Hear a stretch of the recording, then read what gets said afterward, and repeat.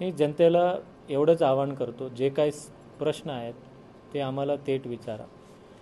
प्रत्येक धार्मिक स्थळ असेल, प्रत्येक महामानवांचा पुतळा असेल, जे रस्ता रुंदीकरणामध्ये असेल किंवा या सर्वमध्ये जर बाधित होत असेल, त्या ठिकाणचा फार महत्त्वाची व्यक्ती, पोलीस प्रशासन, महापालिका प्रशासन, त्या सर्व लोकांना विश्वासात घेतल्याशिवाय आम्ही कुठलाही निर्णय घेत नाही आहोत. चिकलठाणा असेल, पडेगाव असेल, नक्षत्रवाडी असेल किंवा हर्सूल असेल किंवा गावाचे अंतर्गत भरपूर धार्मिक स्थळ आहे आणि एका काळी आपल्याकडे एवढा वाहनांच्या साधने नव्हते. त्यावेळेला तो आपल्याला ते अडकाटी ठरत नव्हते. परंतु आज प्रत्येक ठिकाणी ह्या धार्मिक स्थळ शिफ्ट करायची असेल किंवा त्याला स्थलांतरित करायची असेल, त्या भागातील सन्माननीय नागरिकांचा, विशेष करून त्या धार्मिक स्थळामध्ये स्थित असलेल्या कमिटीचा, त्याचा विचार विनिमय करूनच आपण निर्णय घेणार आहे. हां, मला कळते काही लोकांनी हा मुद्दा करून काही गैरसंभ्रम निर्माण करण्याच्या प्रयत्नात असतात. आम्ही पोलीस प्रशासन त्याच्यामध्ये वॉच ठेवून आहे. लोकांना भडकवण्याचं किंवा अशा करण्याचा किंवा काही असतील त्याला कंटेम्प्ट ऑफ कोर्ट ह्या प्रसंगसुद्धा माननीय न्यायालयाने सुद्धा सांगितले. या सर्व करत असताना प्रक्रिया करावी आणि प्रक्रिया करत असताना कोणी अडकाटी ठरत असेल तर it will be violation of court orders and then accordingly त्या सर्व लोकांना प्रॉसिक्यूट आम्ही करू.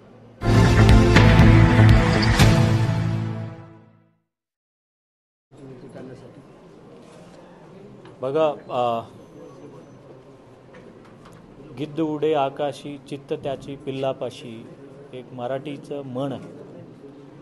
तसेच आपल्या शहराचा भूमिपुत्र, त्यांचा मुलाचा दुर्दैवाची मृत्यू वॉशिंग्टन अमेरिका येथे झाला. खूप दुःखाची प्रसंग होता. तरी त्यांनी या प्रसंगाला शेवटी त्यांचा अंत्यविधी जे आहे या शहरामध्येच, आपल्या मातृभूमीमध्येच व्हायला पाहिजे म्हणून आपल्या शहरामध्ये आले आणि त्यांच्या अंत्यविधी महानगरपालिकेचं मुकुंदवाडी स्मशानभूमीमध्ये स्थित पर्यावरणपूरक जे आपण उभा केलेले आहेत. बरेच लोकांना गैरसमज असतं, हे खरं आहे खोटं आहे.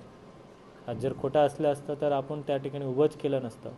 परंतु त्या परिवारांनी प्रशासनाचं जे घेतलेलं पुढाकार, पर्यावरणपूरक अशी ज्या ठिकाणी अंत्यविधी सन्माननीय सर्व बंतीजींच्या उपस्थितीमध्ये आणि माननीय पालकमंत्री महोदयांच्या उपस्थितीमध्ये त्यांचा अंत्यविधी त्या ठिकाणी पर्यावरणपूरक अंत्यसंस्कार त्या ठिकाणी पार पडल्या. त्यामध्ये गट्टू जे ग्रीन ब्रिकेट्स आहे, लाकड न वापरता ब्रिकेट्स, आणि त्यासोबतच ते नवीन टेक्नॉलॉजीप्रमाणे त्या ठिकाणी त्यांचा अंत्यविधी विराज विनोद बहाडे साहेब, ते IFS ऑफिसर आहेत आणि त्यांच्या मुलाचा अंत्यविधी त्यांनी महानगरपालिकेचं मुकुंदवाडी स्मशानभूमीमध्ये त्यांनी पार पाडलं. सर, अशा प्रकारच्या अंत्यसंस्कारासाठी आपल्याकडे पुरेशा सुविधा आहेत का? आहे ना, ते आपण 4 ठिकाणी आपण बसवलेलं आहे. ह्या आर्थिक वर्षामध्ये अजून प्रत्येक ठिकाणी आपण बसवायचा प्रयत्न होता. सर, धार्मिक स्थळाला घेऊन काही भाविक दुप्पट टॅक्स कधी लागतो? Till you are illegal.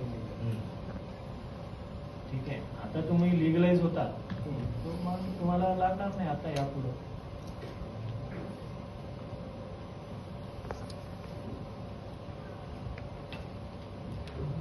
ज्या दिवशी पासून आणि दुसरा एक गैरसमजातून काही लोकांनी बातमी केली असू दे की ज्या वेळेला आपण तात्काळ गुंठेवारी आपण म्हणतो, खाजगी मोजणीदारकांकडून प्रायव्हेट मोजणी करून ज्यावेळेला गुंठेवारी करतो, पहिल्यासारखा प्लेन टेबल असायचं. आता टोटल स्टेशननी ऑलमोस्ट अचूकच असणार आहे.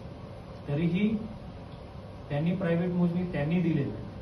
जर त्याच्यावर नंतर कुठला रोड गेला, आम्ही नवीन रोड टाकत नाही. ऑलरेडी आता एग्जिस्टिंग डीपी प्लान में वो रोड है ही. प्राइवेट मोजनी उसने सबमिट किया हुआ डॉक्यूमेंट में बाद में रोड अगर जा रही है तो उस रोड के लिए मैं कंपनसेशन नहीं देता. फॉर एग्जाम्पल आज मैंने गुंटेवारी कर दी, 4-5 साल के बाद एक नया रोड डाल दिया उसने, त्याचा कंपनसेशन भेटतं. मी जसं सांगितलं की वॉशिंग्टनमध्ये स्थित आपल्या मातृभूमीचा, आपल्या शहराचा भूमिपुत्र श्री विनोद पहाडे साहेब यांचा ज्येष्ठ चिरंजीव दुर्दैवाने त्यांचा मृत्यू झाला. ते वॉशिंग्टनमध्ये असून त्यांच्या मायदेशीमध्ये त्यांचा शेवटचा निरोप त्या पोरांना द्यायचा होता. त्यांनी या ठिकाणी आले आणि मुकुंदवाडी स्मशानभूमीमध्ये आपल्या स्थित पर्यावरणपूरक त्या अंत्यविधी त्यांनी करून घेतल्या. त्यामध्ये ज्याचा आपल्या नॉर्मल पद्धतीने करतो तसंच ते परिसर आहे. त्यामुळे जनजागृती आपल्या माध्यमातून मी सांगतो की आपण आपल्या आयुष्यामध्ये कधी कमी जास्त केलं असेल, परंतु जाता जाताना कुठल्याही आपल्या हातातून अजून पर्यावरणाला नुकसान होऊ नये. जर आपल्या नजीकचा, आपल्या परिवारातील किंवा जवळचं कोणी असेल तर त्यांना पर्यावरणपूरकच अंत्यविधी करावी अशी मी सर्वांना आग्रहाची विनंती करतो. कैलासनगर येथे CSN फास्ट संस्थेने गॅस दाहिनी दिली आहे, पण ती विना वापर करू नये. गॅस दाहिनी पर्यावरणपूरक आणि त्याच्यामध्ये खूप फरक आहे. अजूनही आपल्या लोकांमध्ये गॅस दाहिनीचा स्वीकार करणे, कारण त्याच्यामध्ये अंत्यविधी करत असताना त्यांना विविध अडचणी येतात. परंतु रेग्युलर कन्व्हेन्शन आणि गॅसमधला हा जे उपाय आहे तो आपण ते केलेला आहे. त्याच्या 4 ठिकाणी तो 4 ठिकाणी तो लोक वापर करतील. शहरामध्ये सर्वत्र मोठ्या प्रमाणात कचरा जाळला जातो. विशेष म्हणजे विभागीय क्रीडा संकुल परिसरात कचरा जाळला जातो. व्यायामासाठी येणाऱ्या लोकांचे आरोग्य धोक्यात आहे. त्यांचे जे जे जाळलं जातो त्यांचा फोटो काढावी आणि कंप्लेंट करावी. कारण नुकतंच एका व्यक्तीने कचरा ज्या वेळेला टाकत होता त्यांचा घर शोधून आम्ही पेनाल्टी लावल्या. जे जे असे असतील ते माझ्या महापालिकेचे कर्मचारी असेल का की कोणी असेल त्यांच्या विरुद्ध आम्ही 100% कारवाई करू. कचरा गाडी घरापर्यंत जात नाही, पण कचरा आज नया रोड डाला त्याला कंपेन्सेशन देतो. आत्ता आपण कंपेन्सेशन कोणाला देत नाही. तुम्ही कागदपत्र तुम्हीच दिली आहेत. वी आर नॉट वॉन्टिंग तुम्ही सरकारी मोजणीकडे जा, तिकडे जाऊन या असे आम्ही सांगत नाही. परंतु तरी त्याला सरकारी मोजणी करून घेतलं आणि त्यानंतर त्याला प्रॉपर्टी कार्ड वगैरे वगैरे मिळणे त्याला सोपं पडतं.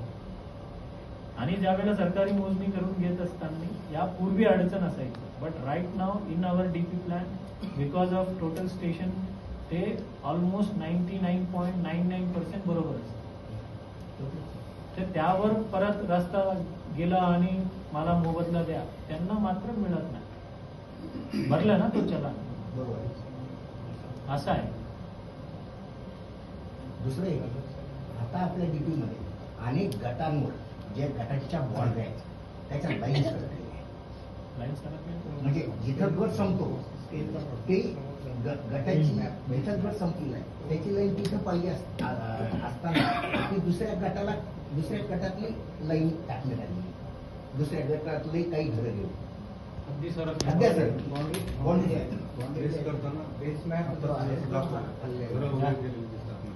यावेळेला अशा गोष्टीला तो रिअलाइनमेंट करणे डिस्क्रिशनरी पॉवर्स अंडर कमिशनर तो वापर करून तो रिअलाइन करता येतो. जागेवरच्या स्थानिक परिस्थिती, जसा उदाहरणार्थ आता आम्ही नाथ व्हॅलीपर्यंत जाणारे नाथ व्हॅली शाळेपर्यंत जाणारे एक रस्त्याचं ते रिअलाइनमेंट व्यवस्थित जागेच्या परिस्थितीच्या अनुषंगाने केलं. साठ्यात अनेक गटात तसं ब्रॉडली टाकलेलं असतं. जागेवरची परिस्थिती ज्यावेळेला मोजणी करून टोटल स्टेशन करून त्यावेळेला बघितलं जातं आणि त्याप्रमाणे रिअलाइनमेंट केलं जातं. ते फक्त रस्ते पुरतं अलाइनमेंट होऊ शकतं का सगळ्या आरक्षणाकरता होऊ शकतं? रस्ते मोस्टली रस्तेच दुसरं आरक्षण काय असणार? गार्डन ग्राउंड त्याचं नाथवाडीचं 35 होतं ते 18 केलं. 36 36च आहे. ठराव घेऊन 36च असणार. कारण दोन्ही बाजूनी ऑलरेडी आपण परमिशन दिले. एकच ठराव का आणि करत आपण? आपल्याला माहिती आहे, आपण ऑब्जेक्शन घेतलंय की बाबा 50 रस्ते असे आहेत की जिथे त्यांनी रुंदी कमी केली आहे. बघा, एखाद्या ठरावाचे विखंडन होऊ शकतं. समजा हमने एक ठराव लिया, ठीक है, वो ठराव को चैलेंज हो सकता है, लेकिन सभी एक ही इसमें लेने का नहीं. साधारणतः 50 रस्ते असतील ना, त्यांची रुंदी कमी केली नाही, 50 रस्त्याच्या रुंदी नाही. किती असते? सर्वांचे ठराव घेतो सेपरेट नाही, आपण ऑब्जेक्शन दाखवते किती रस्ते असतात?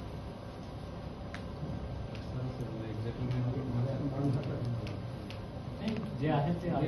काय, तुम्ही यादी द्या ना, त्याला आपण आक्षेप घेतलेलं तुमच्याकडे घेऊन टाकू. आणि बरेच ठिकाणी आपण ज्या वेळेला कमी केलेलं आहे ते त्यांनी का कमी केलं त्यांचं माहिती. परंतु आपण आम्ही कमी का करत नाही? कारण ऑलरेडी त्यांना TDR दिलं, बांधकाम परमिशन देऊ ना. नाही, कम्पेन्सेशन द्या, पण त्यांना राहिल्यात जर घर शिल्लक राहिलं नसेल तर त्यांची पर्याय व्यवस्थेची अगोदर काय आपण व्यवस्था करणार त्यांच्यासाठी? मैं कंपेन्सेशन दूंगा. कंपेन्सेशन देने के बाद दूसरी क्या पर्याय? अगर समजा तुमची शेती घेतली, तुमच्या शेतीच्या बदल्यात मी जर पैसे दिली, क्या मग तुम्ही पैसे देऊन सुद्धा काय शेती देणार आहे? नहीं होणार ना तसं सर. जर मैं एक्विजिशन करूंगा किसी का, मैं क्या करूंगा? कंपेंसेशन दूंगा या TDR दूंगा. मैं किन लोगों को घर दे रहा हूँ, किन लोगों को घर दे रहा हूँ? बेघर होणार आहे. बेघर होणारे नाही, ज्यांच्याकडे काही डॉक्युमेंटच नाही, ते सरकारी जागेवर बसले होते, जे संजयनगर, मुकुंदवाडी, नक्षत्रवाडी, त्यांच्याकडे कुठले कागद नाही, त्याला कंपेन्सेशन मिळणारच नाही. बॉन्ड कोणाच्या नावावर, रजिस्ट्री कोणाच्या नावावर, राहतो दुसराच. मग अशा ज्या व्यक्तींना मी काय करणार आहे? ज्यांचा बेघर झाला त्याला पंतप्रधान आवास योजनामध्ये आपण घर देणार. आम्ही आवाहन पण केलं की पंतप्रधान आवास योजनामध्ये तुम्ही येऊन ना आपण रजिस्ट्री करून घ्या. ज्यांचं घर जात आहे, त्यांना वाटतं त्यांचं घर गेलेलं आहे, त्याला पुरावा सगळं ठेवून किती अर्ज आले मॅडम? हा, येऊन चौकशी करून गेले लोक. मग एकही नाही आलं. त्याचा अर्थ काय समजायचा मी? म्हणजे याचा अर्थ आहे की आम्ही काय अट ठेवलं? मुझे भाई हमने ये अट रखा है कि भाई तुम्हारा इस शहर में या महाराष्ट्र में कहीं प्लॉट नहीं रहना चाहिए. नाही तो तुमची घर इकडे आणि अतिक्रमण इकडे तिकडे तर तिकडे जाऊ, इकडे कुठे तर इकडे जाऊ. आणि आम्ही प्रामाणिकपणे हर्सुलला सुद्धा लोकांना सांगितलं की बाबा तुम्हाला 2000 रुपये तुम्हाला पुनर्वसन जोपर्यंत होत नाही तोपर्यंत मी भाडं पण द्यायची आमची तयारी दाखवली. तरी मग आम्ही नाही करणार. म्हटलं ठीक आहे, दॅट इज युअर राईट. माझं काम आहे गोरगरिबांना अन्याय होता कामा नाही, त्यांना पुनर्वसन कसे लवकरात लवकर भेटतील किंवा पुनर्वसन होईपर्यंत अन्य पर्याय व्यवस्था म्हणून काय देतो. नाही 2000 मध्ये काय बघते का? म्हणजे 2000 पण द्यायची तरतूद आहे का? नाहीये. तरी आपण कॉर्पोरेशन म्हणून आम्ही सर्व टीम मिळून आम्ही ठरवलं बाबा की ते तोपर्यंत काय करतील. मग अजून सर 3000च्या शिवाय खाली भेटत नाही. असं असेल तर मग 10,000 मध्ये पण घर भेटते. तोपर्यंत आम्ही उलटा महापालिकेने पहिल्यांदा सर्व या शहरामध्ये बांधलं जाणारे म्हाडाचं घर असेल किंवा PMAYचं घर असेल त्याला 5% किमान मिनिमम, दॅट इज मिनिमम. जर जास्त असेल तर अजून जास्त ठेवू, आरक्षण ठेवू. आणि म्हाडाकडून वाटप न झालेल्या घराची यादी मागितली. त्याला 148 घर जे आहेत ते आमच्याकडे आज ताब्यात आहे. या लोकांनी येऊन अर्ज केल्यावर मी प्रत्येक व्यक्तीकडे या शहरामध्ये जे धनधान्यांकडे मी विनंती केली की बाबा आम्ही या सर्व कारवाई करत असताना ज्यांचं घर जाणार आहे, ज्यांचं घर जाणार आहे ते बेघर होणार आहे, ते 148 मध्ये त्यांना 10 लाख 12 लाख रुपयामध्ये घर भेटतं. त्यामध्ये शासन म्हणून 4.5 लाख रुपये देणार आहे आणि कॉर्पोरेशन म्हणून अजून 1-2 लाख रुपये एक्स्ट्रा ठेवू. त्यासोबतच मग लाभार्थी काही 1 लाख रुपये टाकणार आणि काही CSR मध्ये किंवा काही दानशूर व्यक्तींनी त्यांनी पण कबुली केली. त्यांनी म्हटलं तुम्ही सांगा जर आम्ही देतो. म्हणजे त्यांना पण या शहरामध्ये सारखा हा धनादांडग्या असे जे शब्दावली आपण वापरतात, आम्ही धनादांडग्या किंवा गरीब ये नहीं बगत, आम्ही सही और गलत देखते हैं। अभी वो परमिशन लिया है, परमिशन लेने के बाद हम जबरदस्ती से कुछ नहीं कर सकते। I am bound by high court end bye honourable supreme court. चुकीचं असेल तर कारवाई होईलच ना, प्रोसिजर फॉलो करून करायचं, आणि ज्या ज्या ठिकाणी प्रोसिजर फॉलो करून करतो। आणि दुसरा मुद्दा हे आहे की फॉर एक्झाम्पल अजून एक मुद्दा मी सांगतो की 7 इंच पासून 7 इंच अँबॅसिडर पर्यंत काय, त्या ठिकाणी त्रिशंकू। I can't alone decide as a corporation, I can't alone decide as a corporation की त्या ठिकाणी सिडको आहे, MIDC आहे आणि कॉर्पोरेशन आहे, ते ओव्हरलॅपिंग पोर्शन्स आहेत, आणि त्या ठिकाणी सर्व तिन्ही एजन्सीला विश्वासात घेऊनच निर्णय घ्यायचे। त्यासाठी सिडकोला आपण पत्र दिलेलं, MIDCला पत्र दिलं। या आठवड्यामध्ये ते बिझी होते, पुढच्या आठवड्यामध्ये त्याकडे बैठक होणार। त्याच्यात तर असं आहे ना सर, अफवा पसरवतात आहे, हर्षूचं प्रकरण आहे, चिकलठाणे बाबासाहेबांच्या पुतळ्याचं आहे, तर तुम्ही जनतेला ह्या माध्यमातून काय आव्हान? मी जनतेला एवढंच आवाहन करतो, जे काही प्रश्न आहेत ते आम्हाला थेट विचारा। प्रत्येक धार्मिक स्थळ असेल, प्रत्येक महामानवांचा पुतळा असेल, जे रस्ता रुंदीकरणामध्ये असेल किंवा या सर्वमध्ये जर बाधित होत असेल, त्या ठिकाणचा फार महत्त्वाची व्यक्ती, पोलीस प्रशासन, महापालिका प्रशासन, त्या सर्व लोकांना विश्वासात घेतल्याशिवाय आम्ही कुठलाही निर्णय घेत नाही आहोत। चिकलठाणा असेल, पडेगाव असेल, नक्षत्रवाडी असेल किंवा हर्सूल असेल किंवा गावाचे अंतर्गत भरपूर धार्मिक स्थळ आहे, आणि एका काळी आपल्याकडे एवढा वाहनांच्या साधने नव्हत्या, त्यावेळेला तो आपल्याला ते अडकाटी ठरत नव्हते। परंतु आज प्रत्येक ठिकाणी ह्या धार्मिक स्थळ शिफ्ट करायची असेल किंवा त्याला स्थलांतरित करायची असेल, त्या त्या भागातील सन्माननीय नागरिकांचा, विशेष करून त्या धार्मिक स्थळामध्ये स्थित असलेल्या कमिटीचा, त्याचा विचार विनिमय करूनच आपण निर्णय घेणार आहे। हां, मला कळते काही लोकांनी हा मुद्दा करून काही गैरसंभ्रम निर्माण करण्याच्या प्रयत्नात असतात। आम्ही पोलीस प्रशासन त्याच्यामध्ये वॉच ठेवून आहे। लोकांना भडकवण्याचं किंवा अशा करण्याचा किंवा काही असतील त्याला कंटेम्प्ट ऑफ कोर्ट ह्या प्रसंगसुद्धा माननीय न्यायालयाने सुद्धा सांगितले, या सर्व करत असताना प्रक्रिया करावी, आणि प्रक्रिया करत असताना कोणी अडकाटी ठरत असेल तर it will be violation of court orders, and then accordingly त्या सर्व लोकांना प्रॉसिक्यूट आम्ही करू। सर, जी कारवाई थंडावली म्हणतात, तर कारवाई कधीपासून सुरू होणार आहे, कोणत्या कोणत्या भागात सुरू होणार? कारवाई तंडावलीचा प्रश्न नाही आहे की मला सर्व छत्रपती संभाजीनगरकरांना धन्यवाद आणि आभार मानायचे आहेत की ज्या ज्या वेळेला आम्ही अनाऊन्समेंट करतो, अनाऊन्समेंट केल्यानंतर मार्किंग करतो, मार्किंग केल्यानंतर बरेच अनाऊन्समेंट केल्यानंतर 20% 30% स्वतःहून काढून घेतात, मार्किंग केल्यानंतर तर अजून 90% काढून घेत आहेत। काही लोक जाणून बुजून जर महापालिकेचा यंत्रणाची काही ऐकायची मनस्थितीत नसेल त्यावेळेला 100% आम्ही आमच्या यंत्रणा पाठवून त्या ठिकाणी कारवाई केली जाणार आहे। आणि दुसऱ्या या ठिकाणी महत्त्वाचे सांगायचे आहे, बरेच ठिकाणी कोर्टाच्या वादाची नाव सांगून त्या ठिकाणी विना परवानगीचं बांधकाम त्या ठिकाणी व्यवसाय त्या ठिकाणी करतात, ते स्वतःहून काढून घ्या। एखादा जमिनीची वाद असेल त्या ठिकाणी जमिनीमध्ये काही करू नका, तुम्ही ताबा ठेवू शकता, परंतु त्या ठिकाणी व्यवसाय पण करायचा, कुठलाही कर नाही भरायची, कुठलाही परवानगी नाही घ्यायची, आणि मान्य न्यायालयाचं